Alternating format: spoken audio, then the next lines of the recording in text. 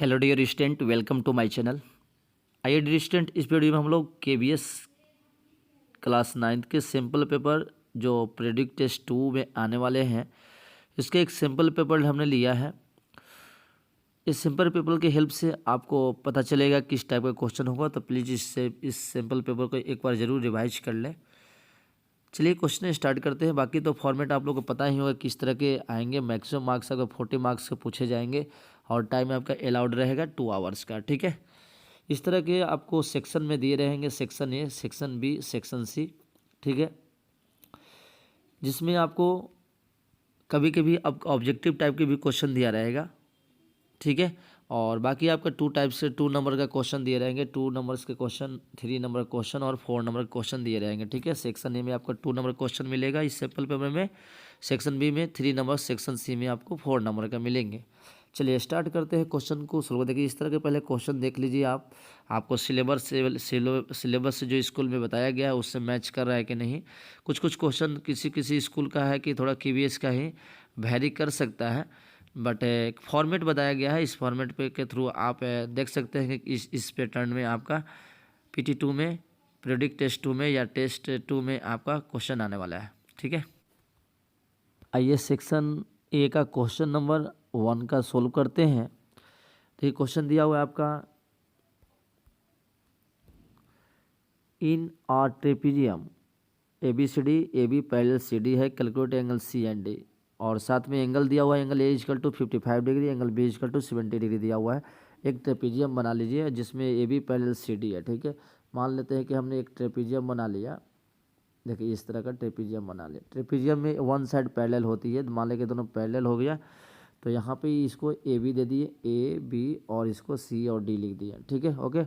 चलिए यहाँ पे आपको ऑलरेडी दिया हुआ है AB पैरेलल CD हो गया। कल एंगल C, एंगल D लिखा, एंगल A दिया हुआ है, एंगल A आपको दिया A, और एंगल B भी दिया हुआ है। ठीक है, चलिए तो एंगल A आपका कितना दिया हुआ है, एंगल A दिया हुआ है 55 डिग्री। ठीक है, और एंगल B दिया हुआ है आपका कितना, 70 डिग्री, 70 डिग्री दिया हुआ है। ओके, ठीक है। चलिए आपको यहाँ पता हो कि आप देखिए यहाँ पे ये दोनों पैरेलल है, तो ये दोनों एंगल का, एंगल A और एंगल D का वैल्यू क्या होगा, एंगल A और D का, एंगल A और एंगल D का सम क्या होगा, 180 डिग्री होगा। ठीक है, तो लिख देंगे angle A plus angle D, angle A plus angle D equal to 180 degree, है ना। इसको कर सकते हैं, देखिए AB और DC अगर पैरेलल है और AD ट्रांसवर्सल का काम कर रहा है, तो ये तो को इंटीरियर एंगल, मतलब क्या हो गया, को इंटीरियर एंगल का सम क्या होता है आपका, को इंटीरियर, यहाँ से लिख सकते हैं को इंटीरियर एंगल्स, को इंटीरियर एंगल्स का सम क्या था, 180 होता है।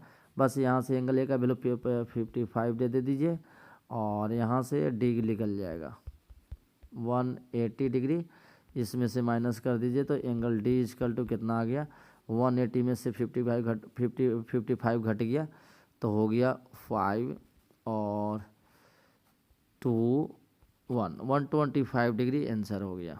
ठीक है, एंगल D का वैल्यू आ गया। उसी तरह एंगल B और एंगल C का वैल्यू क्या हो जाएगा, सिमिलरली लिख देंगे, similarly angle B plus angle C equal to कितना होता है, 180 डिग्री हो जाएगा।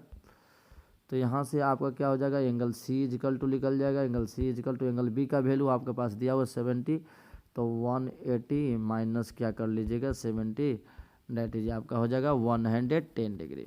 तो इस तरह के आपका आंसर आ गया। ठीक है, चलिए फर्स्ट नंबर क्वेश्चन सोल्व हो गया। सेकंड नंबर क्वेश्चन क्या कर रहा है इसी में, या और करके आप बना सकते थे, या और ऑप्शन दिया हुआ था कि calculate all the angles of quadrilateral if they are in the ratio इतना। ये सिंपल है, एगो हम ले लेंगे 2x ले लेते, और 5x ले लेते, एगो 4x ले लेते, है ना, और एक x ले लेते बस।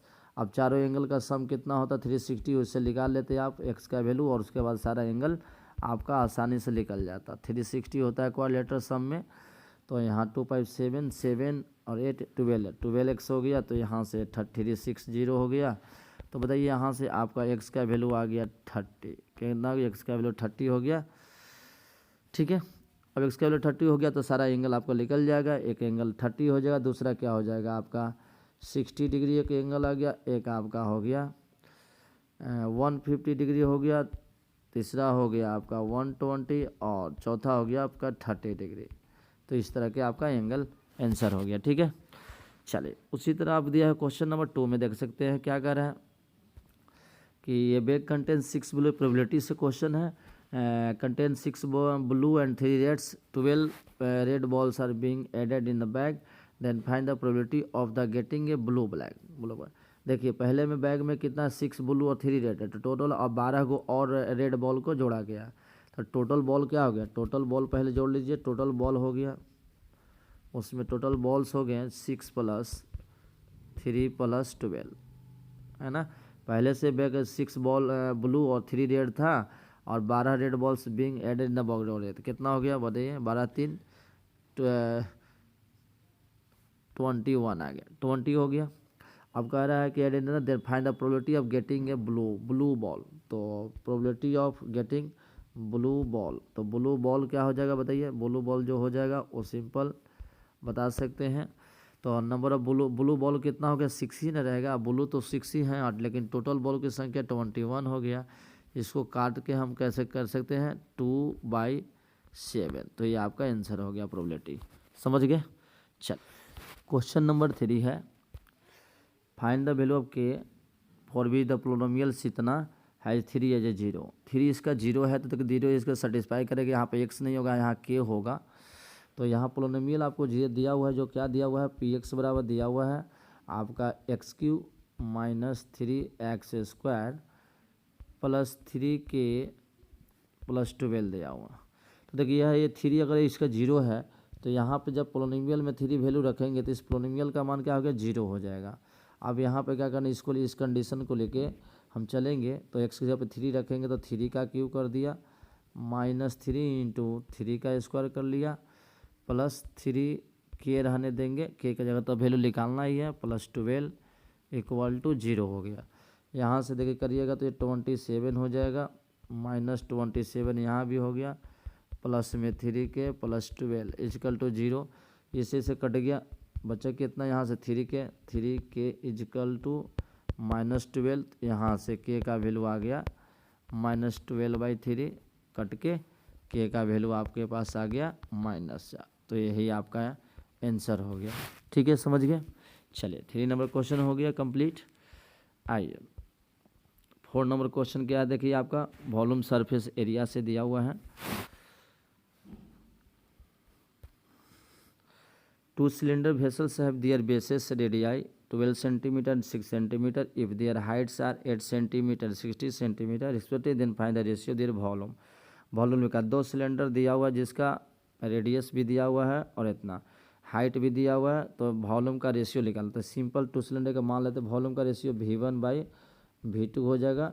अब सिलेंडर का वॉल्यूम क्या होता है, πr², तो πr, तो पहला सिलेंडर का मतलब रेडियस कितना है 12, तो 12 × 12 कर दो, ठीक है। और उसका हाइट कितना दिया हुआ है 8 दे रहा है, बाई में पाई, ठीक है, r², इसका r कितना है 6 × 6 गुने, और इसका हाइट कितना है 16 है। इसको काटिए, देखिए पाई से पाई आपको कट गया, ये दोनों कट गया, यहाँ से आप काटिएगा तो 2 टाइम में ये कटेगा, 2 टाइम में ये कटेगा, ठीक है। उसके बाद ये 8 दूनी 16, 2 टाइम में कट गया और फाइनली 2 से 2 कट गया, अब बचा कुछ नहीं, ओनली 2 बचा, तो 2:1, डैट इज वॉल्यूम का रेशियो यही निकालना था, 2:1, तो ये आपका आंसर हो गया। आसान क्वेश्चन लगा। इसी में दिया टोटल सरफेस एरिया क्यूब दिया हुआ इतना, तो इसका निकालना, तो कैसे निकालोगे, देखो क्यूब का टोटल सरफेस एरिया क्या इतना 6a² होता है, 6a² करके 7 2 6 हो गया, तो a² = 6 से डिवाइड कर देंगे, तो 7 2 6/6 करेंगे तो 12 और 121 टाइम में कट गया, तो a का वैल्यू कितना आ गया 11 आ गया, ठीक है। a का वैल्यू 11 आ गया, तो find the length of S है, तो यही आपका आंसर हो गया, ठीक है। ये कैसे है, यहाँ पे जब ये निकालिएगा तो a बराबर √121 हो जाएगा। चलिए ठीक है, चौथा नंबर क्वेश्चन हो गया। 5वां नंबर क्वेश्चन क्या कर रहा है,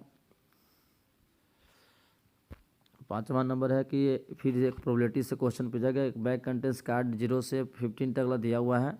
एक card is drawn from the bag, find out that it bears. तो पहला हमने क्या निकालना है, प्रोबेबिलिटी और क्या है, एक प्राइम नंबर। तो प्राइम नंबर बताइए 1 से लेके 15 तक में प्राइम नंबर कौन कौन आएगा। तो प्रोबेबिलिटी ऑफ प्राइम नंबर, तो प्राइम नंबर यहाँ से आप गिन से देख सकते हैं कि पहला प्राइम नंबर क्या, 2 होता है, 3 होता है, 5 होता है, 7 होता है और 11 होगा और 13 हो गया। ठीक है, 15 तकला है, 15 तकला तक एक हो, 1 2 3 4 5 6। तो 6 बाई क्या लिखिएगा, 0 से 15 है तो 1 से 15 होगा, 16 हो जाएगा। ठीक है, क्योंकि 0 भी लेना है आपको। तो इससे से कट गया तो कितना हो गया, 3 2 जा तो 3/8, ये आपका आंसर हो गया। ठीक है, इसी क्वेश्चन में प्रोबेबिलिटी ऑफ क्या है, ए नंबर लेस देन 16, 16 से कम लेस देन नंबर कौन कौन हो जाता है, टोटल का टोटल हो जाएगा। 16 से ए नंबर लेस देन 60, तो लिखेंगे ए नंबर लेस देन 16। 16 से कम नंबर कौन कौन है बताइए, सब है, सब आ जाएगा। तो टोटल 16/16। ठीक है, तो ये कट के क्या हो गया, 1। तो इस तरह का प्रोबेबिलिटी 1 आ गया। तो 5वां नंबर क्वेश्चन कंप्लीट हो गया। ठीक है, एक और आपको सेक्शन में क्वेश्चन है 6 नंबर। इस फिगर में in the B A C 90 degree दिया हुआ है, BAC 90 डिग्री दिया हुआ है। ठीक है, और एंगल BAD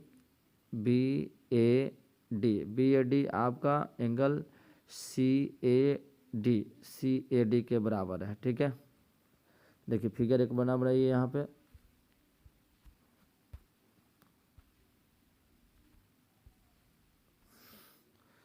यहाँ AB और AC दिया हुआ, ABC दिया हुआ, जिसमें BAC ये 90 डिग्री दिया हुआ है। BAD ठीक है, तो BAD यहाँ से देखिए BAD है और ये हो गया आपका BAE हो गया। तो BAD कह रहा है कि BAD CAD के बराबर है, CAD के बराबर है। E एंगल और BAD एंगल आपस में इक्वल है। ठीक है, तो दोनों इक्वल एंगल है, तो आपको क्लियर होना चाहिए कि एंगल BAD का वैल्यू कितना हो जाएगा, BAD।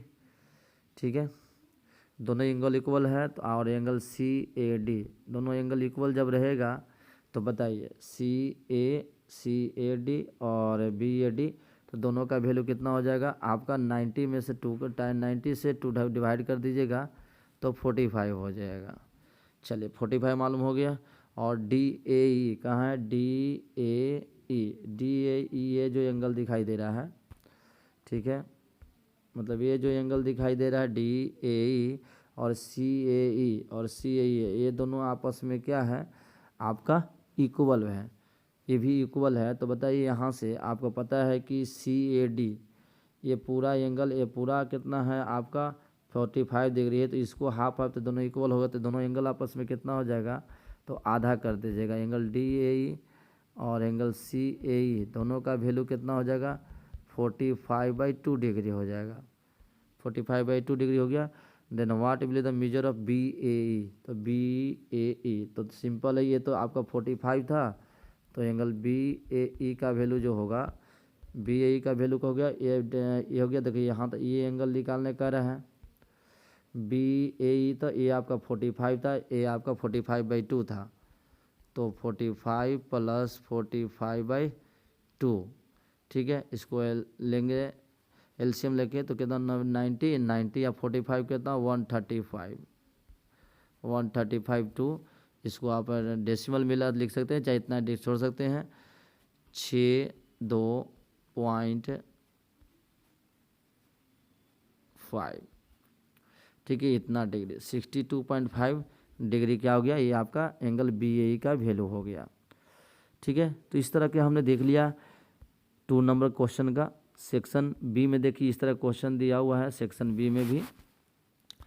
चलिए क्वेश्चन सेक्शन बी का 7 नंबर क्वेश्चन क्या करें, a copper a sphere of diameter 12 centimetre and drawn into wire of diameter 2 millimetre, find the length of the wire. एक कॉपर स्पेयर है, एक कॉपर स्फीयर और डायमीटर दिया जिसका ड्रोन वायर में इसको क्या करे, ड्रॉ करके एक पतला वायर बना गया। तो सीधा एक पतला वायर है तो ये सिलेंडर की तरह काम करेगा। तो find the length of the wire, ठीक है। तो एक कॉपर स्फीयर ऑफ डायमीटर इतना is drone into a wire diameter इतना। तो देखिए दोनों के केस में जब भी एक शेप से दूसरे शेप में कन्वर्ट करते हैं तो वॉल्यूम कांस्टेंट रहती है। तो वॉल्यूम ऑफ स्फीयर लिख दो यहाँ से, वॉल्यूम ऑफ स्फीयर बराबर क्या हो गया, वॉल्यूम ऑफ ये क्या है, वायर आपका सिलेंडर के रूप में है। इसको रखिए, फिर क्या होता है, वॉल्यूम ऑफ स्फीयर होता है 4/3 पाई आर क्यू। आर देखिए आर निकाल लीजिएगा पहले, डायमीटर 12 दिले है तो आर हो गया आपका कितना, 6 सेंटीमीटर, आधा हो जाएगा 6 सेंटीमीटर। चलिए तो आपको यहाँ से 6 सेंटीमीटर, तो 6 सेंटीमीटर को मिलीमीटर में करेंगे तो 6 सेंटीमीटर को मिलीमीटर में करेंगे तो 60 मिलीमीटर हो जाएगा। तो यहाँ पे आप लिख सकते हैं पाई आर क्यू 60 मिलीमीटर। तो 60 गुने पाई आर क्यू 60 गुने 60 हो जाएगा इक्वल टू यहाँ से सिलेंडर का होता है पाई आर स्क्वायर एच। तो आर का वैल्यू कितना है, 2 mm डायमीटर है, 2 mm डायमीटर है तो रेडियस हो जाएगा 1 mm। तो 1 × 1 इंटू और लेंथ निकालना है, यही आपका लेंथ मतलब कि हाइट निकालना। तो ये चीज़ निकल जाएगा। अब यहाँ से आपका पाई से पाई कट गया, इससे कट गया 2 टाइम में 20 टाइम में 20 दिया, और बाकी सबको गुना कर दीजिएगा, वो आपका हाइट निकल जाएगा। That is H equal to 80 गुने 3600 हो जाएगा। ये आपका किस में आ रहा है, मिलीमीटर में, ठीक है। ये आपका किस में आ गया, मिलीमीटर में हो गया आपका। तो मिलीमीटर को मीटर में चेंज करेंगे तो आपको क्या करना है, इसको है ना 1000 से भागा दे देना है। तो 1000 से भागा दे तो अब ये कट के क्या हो गया, मीटर में आएगा आंसर 1 2 3, 1 2 3 कट गया, और 36 8 जा 36 में 8 से गुना करेंगे तो 48 हो गया, 8 6 जा 48 है, और 24 28 288 मीटर लेंथ का वायर बनेगा। तो इस तरह क्वेश्चन देख सकते हैं। बाकी और सब क्वेश्चन देखिए इसे दिया हुआ है। बाकी ये वीडियो बड़ा ना हो इसलिए इतना ही है। अगर किसी को और सॉल्यूशन इसको चाहिए तो कमेंट करें, सॉल्यूशन इसका हम प्रोवाइड करेंगे। बाकी सब क्वेश्चन देख लीजिए, ट्राई कीजिए, सब आप लोग बनाने का कोशिश कीजिएगा, और जिनको अगर प्रॉब्लम होगा कमेंट करेंगे, हम सारे क्वेश्चन का सॉल्यूशन दे देंगे। देखिए केस बेस्ड स्टडी भी है, इसको रीड करके अच्छी तरह से बना सकते हैं। Thank you.